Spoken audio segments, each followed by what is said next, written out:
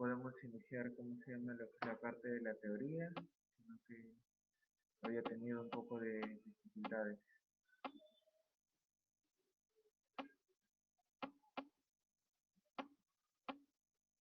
Su madre, 141 personas.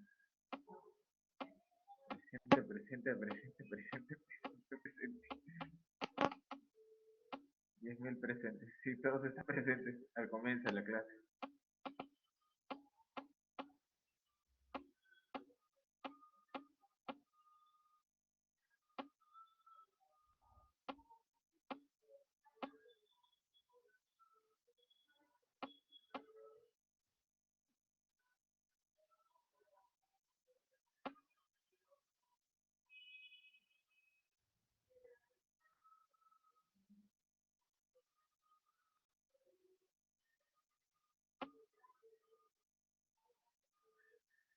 Muy bien.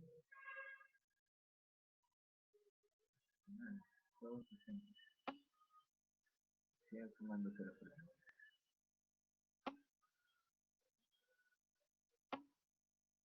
María Rosa dijo presente y se fue.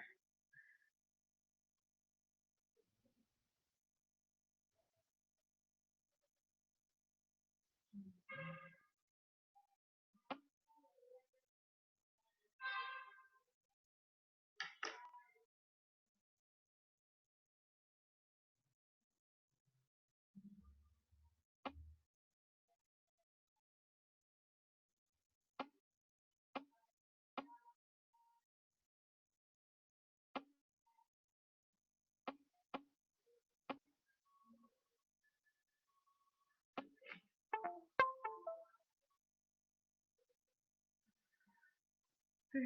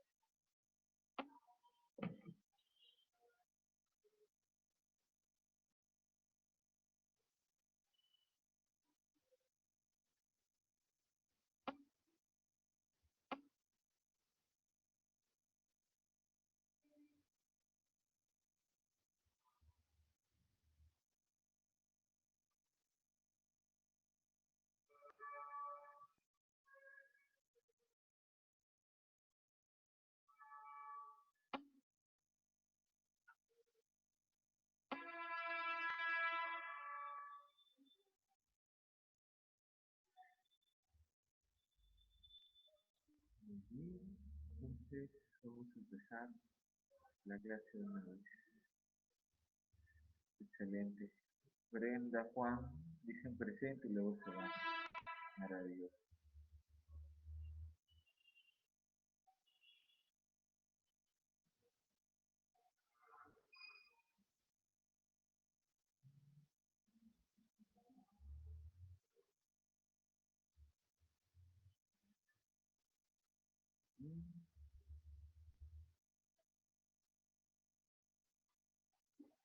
Bien, vamos a comenzar.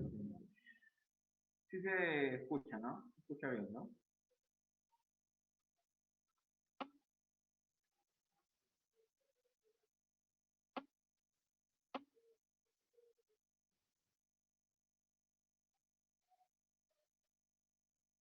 Sí se escucha bien, ¿no?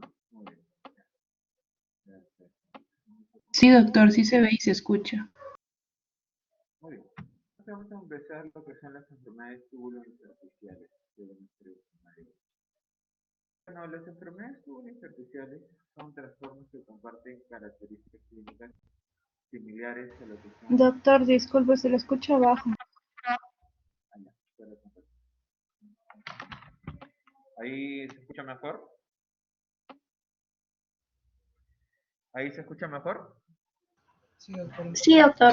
Bueno, Ya, muy bien.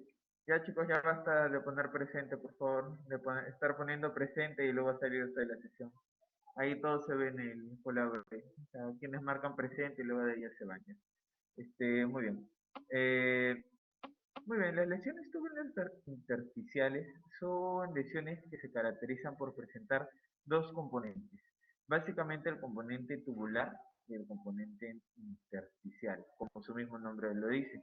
El componente tubular está caracterizado básicamente porque se va a presentar una lesión, por decirlo así, producto de una hipotensión o de una sepsis, por ejemplo, o de la administración de fármacos nefrotóxicos que va a causar una hipoperfusión a nivel renal. Esta hipoperfusión a nivel renal se va a ver evidenciada dentro del paciente con el aumento de los valores de urea y creatinina posterior a la sospecha de que el paciente haya presentado una hipotensión o una sepsis o de causa que haya sido por nefrotóxico. Entonces, ¿qué es lo que vamos a tener? Vamos a tener a un paciente en el cual, por ejemplo, tuvo una sepsis severa o tuvo un sangrado y le produjo una hipotensión y esta hipotensión va a producir una hipoperfusión a nivel renal y esto va a hacer de que aumente los valores de ureocartenina. ¿Cómo se comportaría igual que una lesión renal aguda? Muy bien. Mientras que el componente intersticial es el componente inflamatorio. Es lo que vamos a tener, por decirlo así, en la nefritis intersticial, ya sea cualquier causa que lo vaya a ocasionar, y va a ser caracterizado por lo que son los procesos inflamatorios, además de que se va a presentar edemas y tubulitis. Obviamente que los procesos inflamatorios van a estar ligados a lo que son factor de necrosis tubular, interleuquinas, citoquinas, leucocitos también van a estar involucrados en ese sentido y también lo que es la parte del daño al endotelio, pero ya esa es otra clase y otra clasificación. ¿Qué es lo que vamos a tener en este componente intersticial? Que se va a producir una lesión renal aguda, o falla renal aguda o insuficiencia renal aguda, como lo quieran utilizar. Y esto va a estar caracterizado, el componente intersticial, como lo vemos diciendo, por el proceso inflamatorio. En los casos graves y prolongados puede estar todo el riñón afectado, así que hay que tener bastante cuidado y siempre hay que tratar de resolverlo de la manera más rápida y adecuada. Pueden presentar una disfunción glomerular y van a presentar definitivamente una insuficiencia renal, debido a que en lo que es la lesión renal aguda se va a caracterizar por el aumento de azoados o de creatinina y la disminución de la diuresis. Y si vemos de que en el componente tanto tubular como intersticial, los dos van a tener una lesión renal aguda, definitivamente esto va a estar relacionado. Las principales categorías de las enfermedades tubulointersticiales van a ser la necrosis tubular aguda, como lo he dicho, por la hipoperfusión a nivel renal, y la nefritis tubulointersticial, que básicamente es el componente inflamatorio, asociado a edemas y asociado a tubulitis. En esta parte de la nefritis tubulointersticial puede ser aguda o puede ser crónica, debido a que podría ser solo en este momento, nada más, algo agudo, como algo que ha ido prolongándose a través de el tiempo. La nefropatía por contraste es un tipo no es un tipo de nefropatía, sino que es un tipo de característica clínica a la cual se va a ver asociado, como se llama, a una necrosis tubular aguda por un medio de contraste. En estos casos, en un contraste yodado. Por ejemplo, en la historia, por decirlo así, de lo que es la nefropatía por contraste, vamos a ver de que antes se utilizaban lo que eran los contrastes a base de yodo.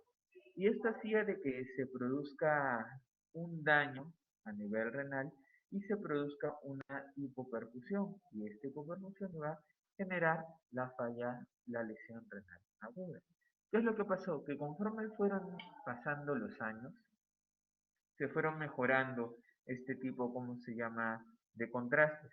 Y ya se comenzó a tener contrastes que no sean a base de yodo. Además, también se vio de que este tipo de contrastes a base de yodo tenían una osmolaridad alta. Esa osmolaridad alta hacía, ¿cómo se llama?, de que los pacientes presentaran, espero que no sea ningún otro presente más. Sí, he hecho otro presente más. Ya, suficiente. Ya. Hacía de que esta osmolaridad produzca un proceso inflamatorio y este proceso inflamatorio iba a hacer de que se prolongara el daño a nivel del riñón. ¿Qué es lo que pasó también? Ya basta, chicos, ya nada de presente, por favor, ya pasó el tiempo ya. Esto hacía, ¿cómo se llama también? De que esta osmolaridad aumentada o estos contrastes yodados hiperosmolares hacían de que también se prolongara el daño a nivel renal. ¿Qué fue lo que pasó conforme fue pasando el tiempo? Los contrastes se volvieron menos hiperosmolares, tanto es decir que ya se volvieron casi con una osmolaridad normal, isosmolar, o una osmolaridad reducida, hiposmolar. Actualmente se tienen contrastes hiposmolares con poca concentración de yodo, los cuales no tienen tanto daño a nivel renal. Muy bien. Otro punto también que la tenemos acá es lo que es la nefropatía por analgésicos. Bueno, nefritis intersticial, ¿qué quiere decir? Un proceso inflamatorio, ¿sí?, la cual va a producir, como se llama también, un daño a nivel renal. Vamos a tener también que va a producir una nefropatía por reflujo y una característica más que vamos a tener, o de otro tipo, ¿cómo se llama?, por otro tipo de enfermedades, lo que es el riñón de mieloma. Son procesos inflamatorios que se van a dar, ¿cómo se llama?, en el riñón, por ejemplo, en la parte de lo que es el riñón de mieloma, caracterizado por esta enfermedad, que es el mieloma múltiple. Lo que van a hacer, por ejemplo, lo que pasa en el riñón de mieloma es de que muchas veces producen procesos inflamatorios y lo que va a ocasionar es una obstrucción en ese tiempo. Chicos, ya basta de presente, es incómodo, ya empezamos la clase, ya ustedes sabían a qué hora tenían que llegar, por favor, ya basta de estar estudiando presente. Gracias, por favor. ¿Ya? Los riñones también están expuestos a concentraciones elevadas de toxinas, siendo el tejido con mayor llegada de sangre de todo el organismo, casi un 25% del gasto cardíaco. En ese sentido, por eso es importante, ¿cómo se llama?, evitar una cierta cantidad, ¿cómo se llama?, de nefrotóxicos, o básicamente evitar los medicamentos nefrotóxicos en una base de que tengamos un paciente con una enfermedad renal crónica, debido a que la idea es tratar de conservar más masa funcional renal en ese sentido. Por lo tanto, los agentes tóxicos llegan a una velocidad 50 veces mayor que a los demás tejidos y en concentraciones más elevadas. ¿Qué quiere decir? Que el riñón es un órgano muy noble, el cual nos va a ayudar muchas veces a tratar de equilibrar o a tratar, ¿cómo se llama?, de sintetizar estos fármacos que pueden ser muy lesivos en otro tipo de órganos. Cuando la orina se concentra de células tubulares, pueden estar expuestas a concentraciones moleculares de 30 a 1000 veces mayores que en el plasma. Sí, definitivamente. Hay que tener por eso bastante cuidado con la elección de los tipos de medicamentos, así con la elección de los tipos de analgésicos que vamos a dar a cada uno de nuestros pacientes. No significa que vayamos a dar, ¿cómo se llama?, un medicamento así por dar, sino que tenemos que ver todo lo que implica darle ciertas terapias a los pacientes. La nefritis intersticial es una enfermedad aguda, generalmente reversible, claro, si quitamos la notis y evitamos lo que es el proceso inflamatorio, obviamente que va a ser una enfermedad reversible. Y es una causa poco frecuente de lesión renal aguda, sí, porque generalmente no, ¿cómo se llama?, se revierte o se quita la noche y obviamente que vamos a tener, ¿cómo se llama?, una recuperación, porque simplemente estamos suspendiendo el proceso inflamatorio inflamatorio. Es muy difícil, por ejemplo, cuando se trata de una lesión tubular, porque básicamente esto se produce por una hipoperfusión renal y si tenemos un área de isquemia renal, muchas veces es un poco difícil o más difícil de que el paciente pueda recuperar esa zona de isquemia.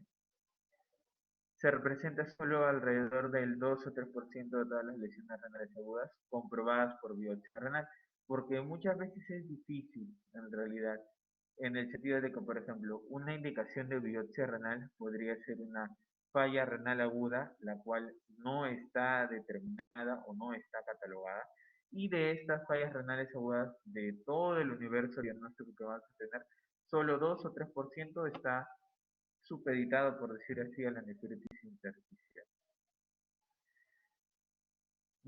Luego vamos a tener lo que es la parte también de lo que son las lesiones renales agudas inexplicables, inducidas por medicamentos, eso también es un porcentaje un poco mayoritario, 10 a 25%, porque generalmente la mayoría de pacientes que entran a la unidad de cuidados intensivos se utilizan bastantes fármacos nefrotóxicos y después del uso de fármacos nefrotóxicos vamos a tener, ¿cómo se llama? Lo que es la falla renal.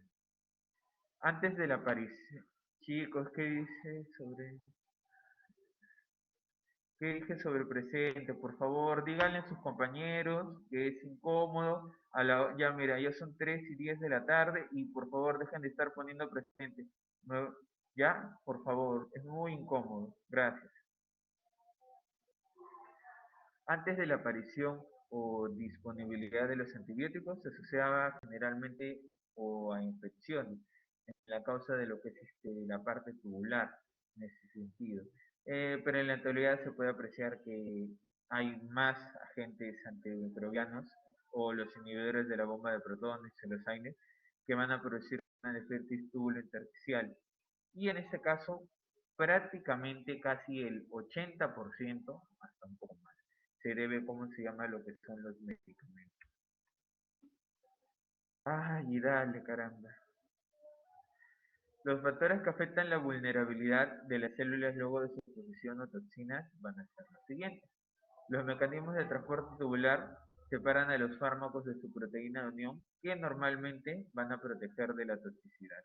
El transporte celular expone a la célula y a las organelas a diferentes sustancias químicas. Y los sitios de unión de algunos agentes pueden facilitar la entrada de otras sustancias o demorar su salida. En el sentido de que, por ejemplo, los fármacos se pueden potenciar, por decirlo así, y pueden producir un mayor efecto nefrotóxico, como lo que pasa en los sucios, que le dan vancomero, colistina. Uy, sí, no va a pasar nada, sí, bastante. Solo la vancomicina va a dañar el riñón y la colistina va a terminar de romper. Las reacciones químicas como alcalinización o acidificación pueden alterar el transporte en cualquier dirección, sí, esto es verdad. El bloqueo de los receptores de los transportadores puede alterar la exposición al tejido, reduciendo su exposición. ¿Qué quiere decir? No habíamos hablado de que lo que es la parte de las células celulares. Ay, un rato. ¿Aló? Ya. Bueno, ¿qué pasó? El bloqueo de los receptores de los transportadores puede alterar la exposición al tejido reduciendo su exposición, en el sentido de que habíamos hablado de que las células renales se van a estar expuestas a cantidades más de 500 o 1000 veces de lo que es la toxicidad en ese sentido. Entonces, ¿qué pasa? De que se van a bloquear los receptores y esto puede hacer de que el tejido expuesto va a ser más propenso al daño en ese sentido. Los riñones, al tener mayor consumo de oxígeno y glucosa por gramo de tejido, son más vulnerables a las toxinas y afectan el metabolismo. ¿Así? Acá vamos a tener lo que es el daño glomerular que se puede producir en la nefritis tubulointersticial. En el cuadro número 1 vamos a ver que se va a producir una hipertensión intraglomerular y se produce fuga de mediadores inflamatorios al intersticio tubular. Pero me dirán, pero doctor, pero usted me dijo que había una hipoperfusión a nivel renal. Sí, está bien, o sea, hay una pobre llegada de sangre, como se llama lo que es la parte de lo que es cómo se llama el riñón. Pero, ¿qué es lo que hace el riñón? Para evitar esto, aumenta lo que es su presión intraglomerular para evitar de que esta hipoproducción pueda llegar a más partes del glomérulo. Es por eso que se produce también pérdida de mediadores inflamatorios en ese sentido, y es lo que altera o lo que va a alterar la arquitectura normal del glomérulo. En la parte número 2 se produce escape de leucocitos de los capilares glomerulares. Al aumentar la hipertensión glomerular, producto de una noxa, producto de una hipoperfusión, producto ¿cómo se llama?, del infiltrado inflamatorio, vamos a ver de que va a haber alteración de la estructura de la arquitectura renal y vamos a ver de que los leucocitos que están dentro del glomérulo se van a ver alterados o se van a ver desplazados por la misma hipertensión intraglomerular y van a comenzar a salir y a ocupar zonas del capilar glomerular en ese sentido. Y por último vamos a tener migración de una semiluna celular que obstruye el túbulo proximal. Igual el mismo proceso, al haber fuga de leucocitos, al haber aumento de la hipertensión intraglomerular, vamos a tener este desplazamiento de células, las cuales van a ocasionar van a ocasionar, ¿cómo se llama?, una obstrucción a nivel del túbulo proximal.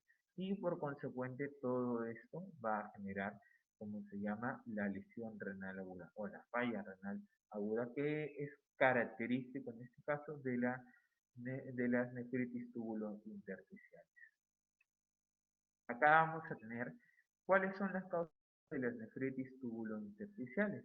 Vamos a tener causas infecciosas. En un primer momento hablamos de que antes de que ¿cómo se llama?, de que se utilizara de manera más masiva lo que son los medicamentos y los antibióticos, teníamos de que la sepsis y la hipotensión iban a ser las responsables de lo que son ¿cómo se llama?, las afectaciones tubulares y también lo que es la parte especial. Entonces todavía tenemos como una de las causas los procesos infecciosos.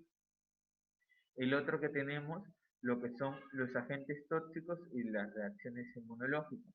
En esta parte de los agentes tóxicos vamos a tener lo que son los medicamentos. Los medicamentos básicamente, ¿cómo se llama?, con mayor nefrotoxicidad. A la cabeza podemos decir que tenemos los antibióticos. ¿Qué tipo de antibióticos? Aminoglucósidos, lo que son las vancomicinas, lo que son los carbapenems también. En ese sentido, también tenemos otro tipo de medicamentos, como lo que son los antiinflamatorios no esteroideos, las sustancias de contraste también, y también acá podríamos hablar también sobre los inhibidores de la bomba de protones, que a largo plazo producen, ¿cómo se llama?, una nefritis intersticial por un proceso inflamatorio, pero todavía no está bien determinado, o por decirlo así, no está bien estudiado. En lo que son las reacciones inmunológicas, podría ser lo que son, por decirlo así, las reacciones que se producen por enfermedades sistémicas, como por ejemplo el lupus eritematoso sistémico, que produce un proceso inflamatorio exagerado y que tiene bastante compromiso a nivel renal. Otro tipo de reacciones inmunológicas podría ser, como se llama, en los pacientes con algún tipo de virus también, como el virus del VIH, cuando hacen un riñón asociado a VIH, produce también bastante proceso inflamatorio y puede producir también causas de nefropatía intersticial y tubular. Solo por decir algunas, no nos vamos a explayar mucho en ese sentido. Algunas otras causas que vamos a tener van a ser lo que son las neoplasias también. Los procesos neoplásicos hacen procesos inflamatorios severos y por lo tanto también hacen bastante compromiso túbulo intersticial. En lo que son los factores físicos, esto va a depender, porque puede ser lo que es por una ruptura exagerada del músculo y podría ser por una radiocefalitis, o lo que se da en los pacientes grandes quemados, que hay una ruptura también, una ruptura exagerada de lo que son el músculo y también produce una nefritis túbulo intersticial. ¿Por qué? Porque los pacientes quemados van a tener hipotensión, esto va a generar hipoperfusión y esto va a generar daño a nivel tubular. Aparte también que por la ruptura de células músculo también se va a producir un proceso inflamatorio el cual, ¿cómo se llama?, va a estar exagerado o prolongado, por decirlo, por decirlo así.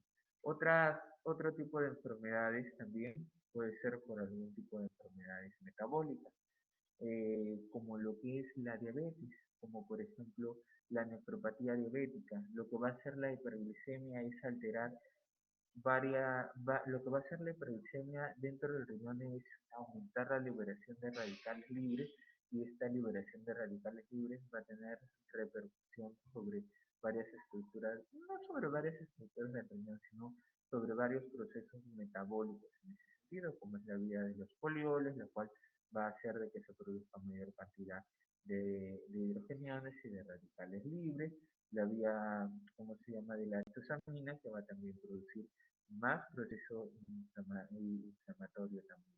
Y otras dos vías más que van a generar también alteración de lo que son los procesos inflamatorios, y por ende van a producir mayor daño a nivel tubular y mayor daño a nivel intersticial.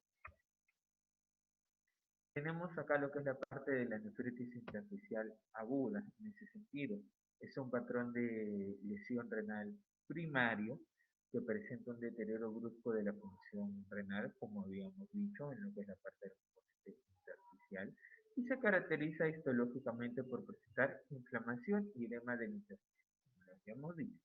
Es una causa importante de insuficiencia renal aguda, debido también a las reacciones de hipersensibilidad de los fármacos. Hemos dicho de que la causa más predisponente de nefritis tubulointersticial es producida por lo que son los fármacos.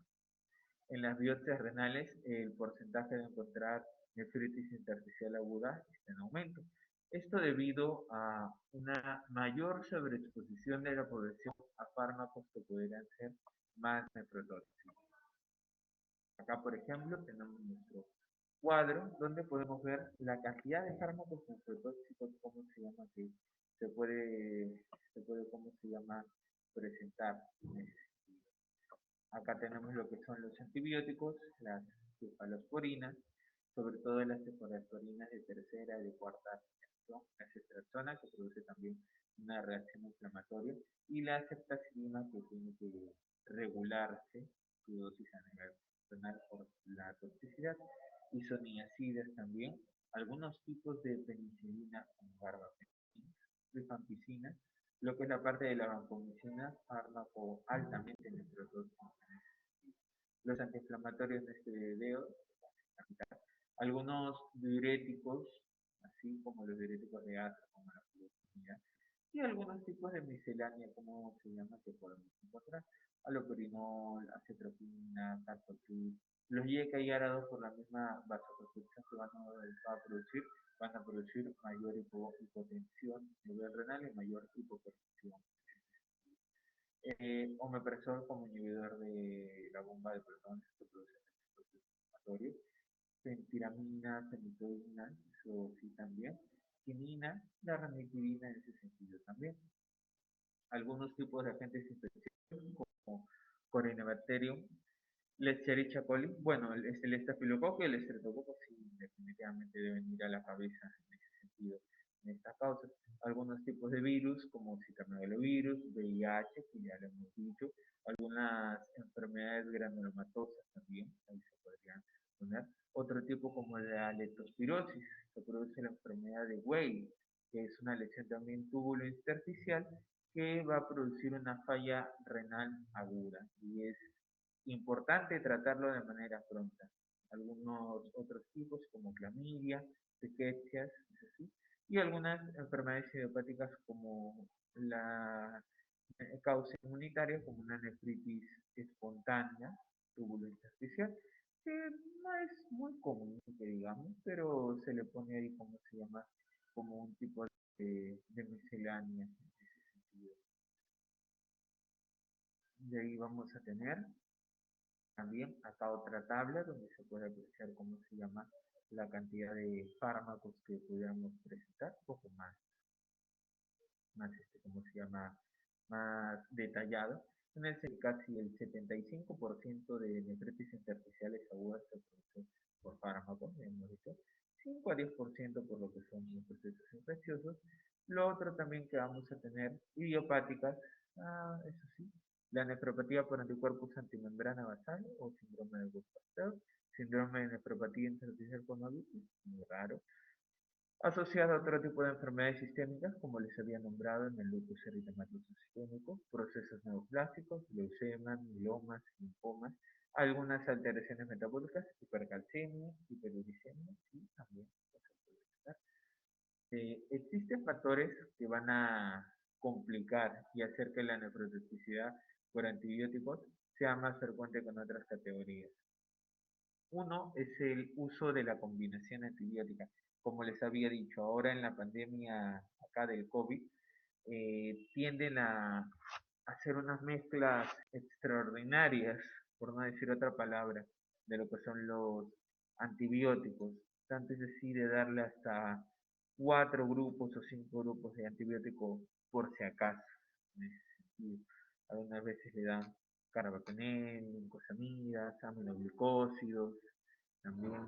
Y por último, cualquier otro que se les ocurra en realidad. Y esto lo que hacen es que este tipo de antibióticos nefrotóxicos se potencien y van a producir mayor daño o van a agravar los cuadros en realidad en ese sentido. ¿Ya? Lo otro que también vamos a tener es que otro factor también es que la mayoría de estos fármacos, como se llama, se van a eliminar en lo que es la vía renal y por lo tanto, por lo mencionado, la concentración va a aumentar. Ya le habíamos dicho anteriormente de que estas concentraciones aumentadas van a tener repercusiones más, por decirlo así, 500 o 1000 veces más ¿cómo se llama? De lo que debería ser en lo que es la parte de las células. El grupo de los antiinflamatorios no esteroideos, aproximadamente 1 a 5% están expuestos a síndromes nefróticos. O sea, no es algo tan común. O sea, tenemos cosas que son mucho más comunes en ese sentido. La nefritis intersticial aguda se asocia a infecciones renales primarias, tales como pielonefritis bacteriana aguda, tuberculosis renal y nefritis por hongo. La nefritis por hongo sí es extremadamente rara, solo lo pongo ahí para mencionar. Algunos procesos infecciosos también, o bueno, la mayoría de procesos infecciosos, como estreptococos, estafilococos, leptospirosis, criptococosis, algunos virus como citomegalovirus, hantavirus e Epstein-Barr. Las infecciones sistémicas también pueden cursar con una lesión directa por los mismos patógenos o al estar asociados a otros fármacos que van a ser utilizados. El virus del VIH, como lo había nombrado, puede causar lesiones por infecciones oportunistas, los fármacos o el mismo virus. Sí, el virus del VIH es un poco catastrófico porque te obliga a utilizar muchas veces fármacos nefrotóxicos y muchas veces se presentan infecciones oportunistas, las cuales también van a tener bastante repercusión a nivel renal.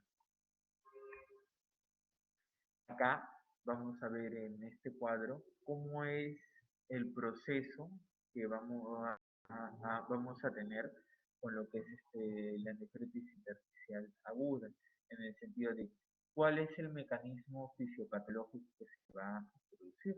Tenemos primero, por ejemplo, en lo que es la parte tubular, en ese sentido, una hipoperfusión o una hipotensión o una isquemia, y esto va a hacer de que se altere, como lo hemos visto, lo que es la parte del citoesqueleto. Va a haber un aumento de la presión intraglomerular, un escape de leucocitos y un movimiento de lo que son las células en el túbulo proximal que va a ocasionar una obstrucción a ese nivel. Va a haber una pérdida de la polaridad celular, va a haber una descamación, va a haber esta migración que les digo, va a haber también un cuadro de apoptosis y necrosis y por último, este movimiento, pérdida de la polaridad con movimiento de células va a ocasionar lo que es una obstrucción a nivel tubular. Todo esto mediado o también caracterizado por lo que es los procesos inflamatorios o como se llama agentes inflamatorios que se van a producir. Otro O sea, no es que se produzca solo esta parte aparte, sino que todo se produce en consenso. Vamos a tener una injuria a nivel endotelial, como lo había mencionado al comienzo de la clase. Esto va a desencadenar la liberación de procesos inflamatorios como interleuquina, óxido nitroso, factor de necrosis, tumoral, la liberación también de radicales libres, que esto también es importante, y va a producir un aumento de la vasoconstricción. Este aumento de la vasoconstricción va a alterar también, ¿cómo se llama?, lo que son los mediadores inflamatorios. Va a ocasionar una capilaritis y va a hacer de que se perpetúe las áreas de isquemia, o sea que no haya una buena perfusión y que vaya a hacer de que esta isquemia dañe más el riñón. Acá, por ejemplo, tenemos este cuadro muy interesante, el cual agarra y básicamente nos ayuda bastante a ver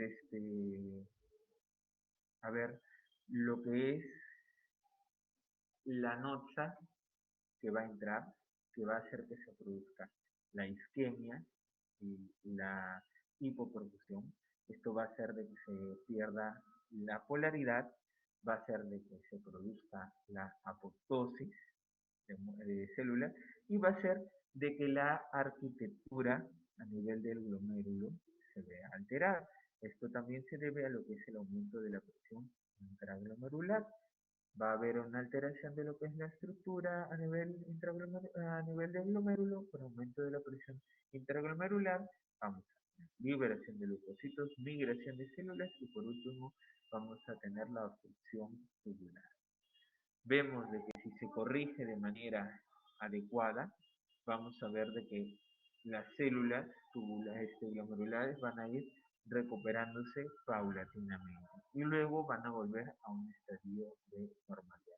En teoría debería ser así, pero muchas veces no se corrige de manera pronta y adecuada toda esta isquemia y área de hipoperfusión y muchas veces las células tubulares quedan dañadas.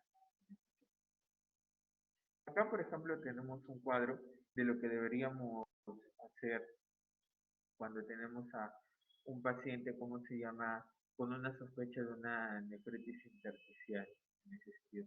O cosas que vamos a encontrar en los exámenes de laboratorio.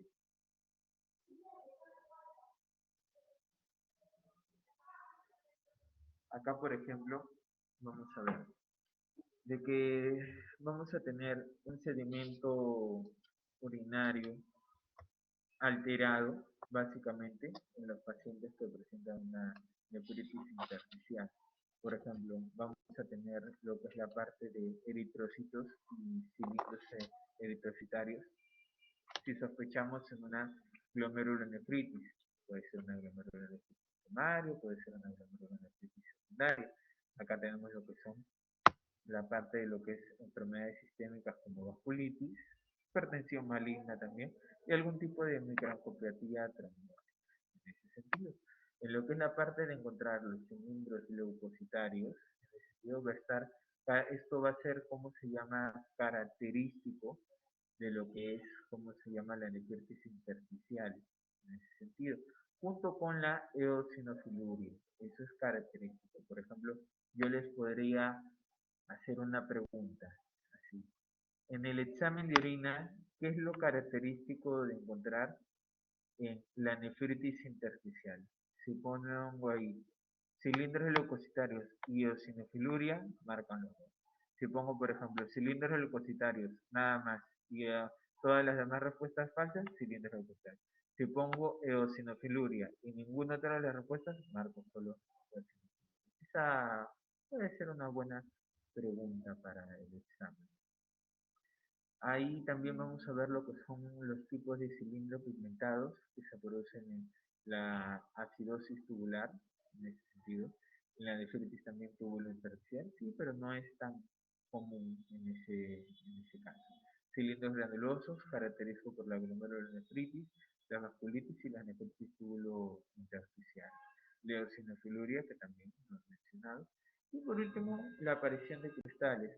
que es generalmente por la nefropatía aguda asociado a ácido úrico, lo que es el oxalato de calcio, y por algunos fármacos que pueden precipitar, como se llama lo que son los cristales.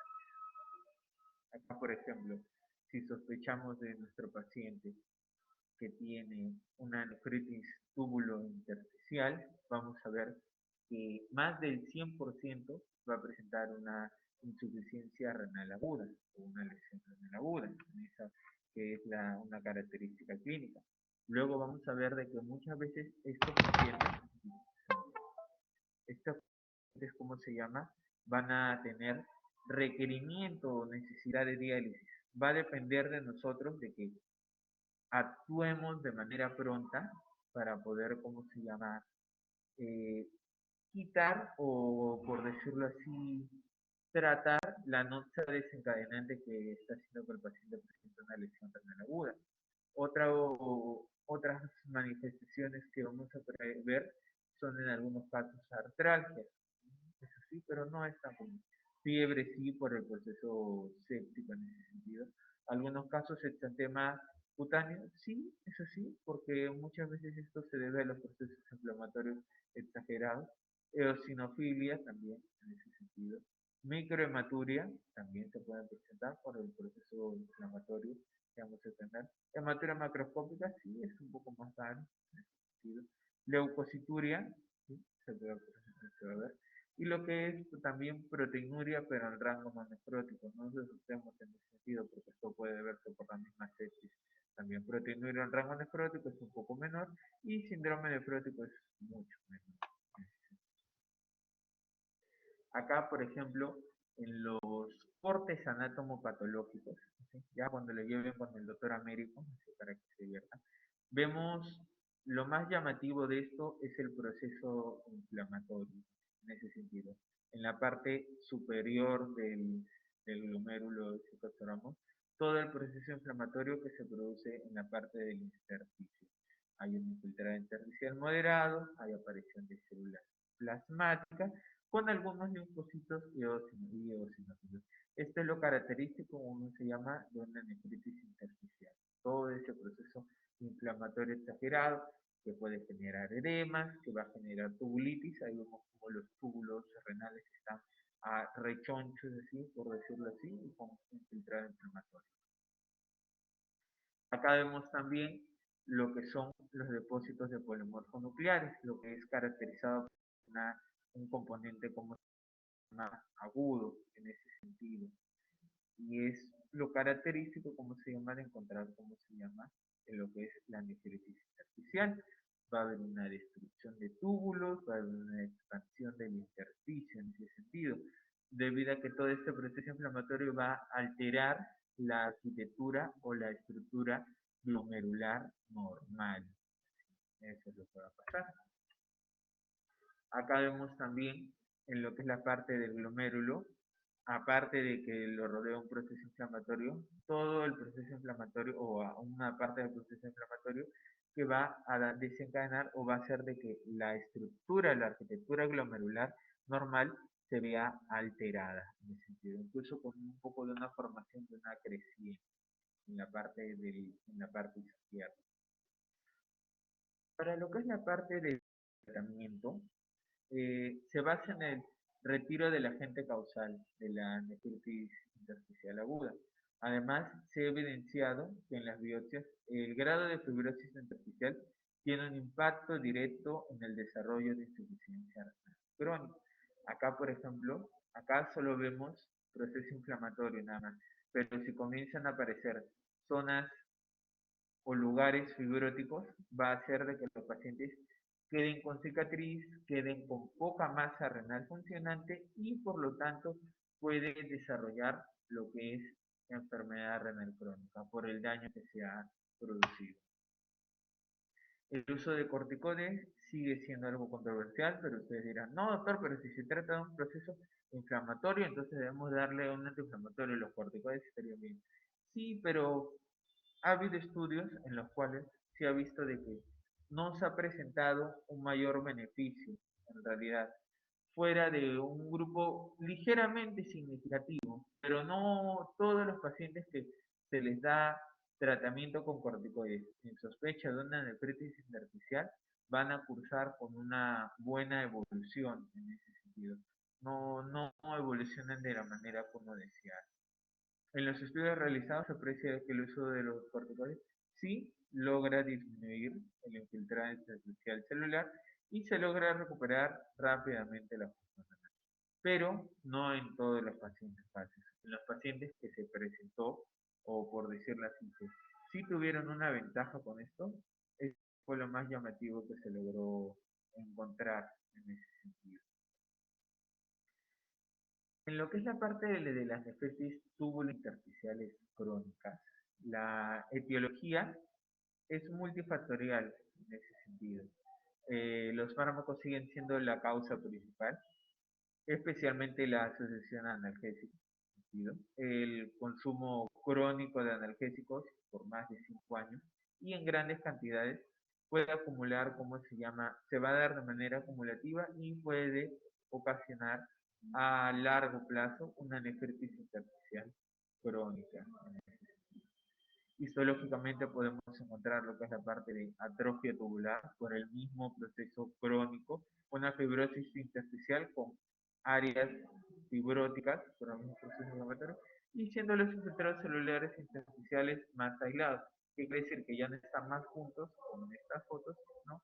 Que se van a presentar como si fueran partes, en realidad. Según va progresando la gravedad de las lesiones tubulointersticiales, son más frecuentes las alteraciones glomerulares, como fibrosis y lo que es la glomerulosclerosis. El glomerulo se comienza a esclerosar y esto ya va a ser muy difícil, como se llama, de tratar, porque ya el daño ya va a estar definitivamente establecido. Suelen tener una evolución lenta y clínicamente pobre expresiva, con síntomas inespecíficos. Muchas veces las manifestaciones clínicas es la pérdida de la concentración de la orina, la cual se manifiesta con poliuria, polidipsia y micturia en algunos casos. Se pierde la capacidad de reabsorción de sodio, así como la capacidad de acidificación, además de presentar proteinuria en rangos variables. Y la falla renal suele ser de un origen lento. Se conforma básicamente como una esclerosis focal y sedentaria, donde la falla renal es lenta y es paulatina en ese sentido. Acá, por ejemplo, podemos ver las causas, ¿cómo se llama? O etiologías de las nefropatías intersticiales crónicas. Por ejemplo, tenemos fármacos, fenacetina, paracetamol, cafeína, el litio también, en ese sentido, ciclosporina, tacrolimus y algunos agentes quimioterápicos. Lo que es la parte de algunos tóxicos, el plomo, cadmio y mercurio, así también. Algunos procesos neoplásicos como el mieloma y las leucemias, y algunas alteraciones metabólicas como es la parte de la hipercalcemia, hipopotasemia y hiperuricemia en ese sentido. En lo que es los procesos de base inmunológicos, la sarcoidosis y el síndrome de Sjögren también están a la cabeza, así como el lupus eritematoso sistémico. Alguna neuropatía obstructiva como hiperplasia prostática, reflujo vesicoureteral, sí, también, pero no es lo usual. Procesos glomerulares y proteína hidrocronética, sí, por una glomerulonefritis, que va a ir progresando a una glomerulosclerosis. Nefropatía por radiación, un poquito más difícil en realidad. Y nefropatía de los volcanes, mucho más. Muy bien, chicos. Esto sería todo para la clase de nefropatías intersticiales. No me gusta recargar mucho la clase, en realidad, para que sea, por decirlo así, para que sea entendible en ese sentido. ¿Alguna duda? ¿Alguna pregunta?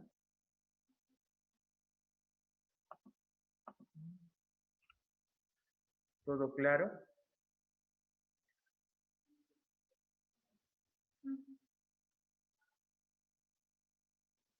Muy bien, chicos. ¿Todo claro quedó? ¿No hay ninguna duda? Muy bien, entonces aprovechando la situación, les voy a compartir de una vez cómo se llama de una vez cómo se llama la clase. Aprovechando ya la...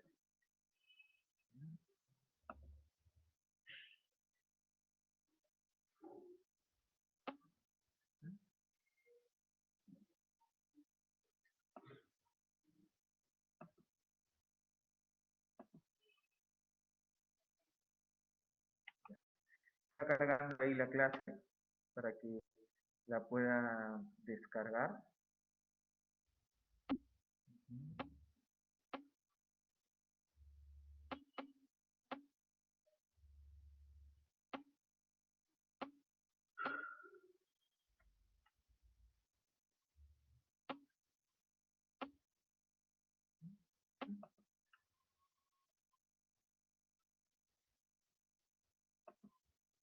Listo, ya he compartido la clase, ¿cómo se llama? Para que puedan, ¿cómo se llama? Descargarla, ¿ya? Si no, ya cualquier intercurrencia que su delegado se comunique conmigo, ya para poderle pasar la clase, ¿ya? Ya creo que sí, ahí la van a poder descargar.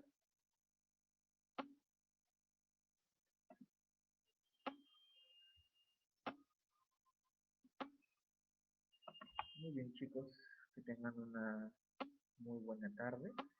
Muchas gracias por la atención.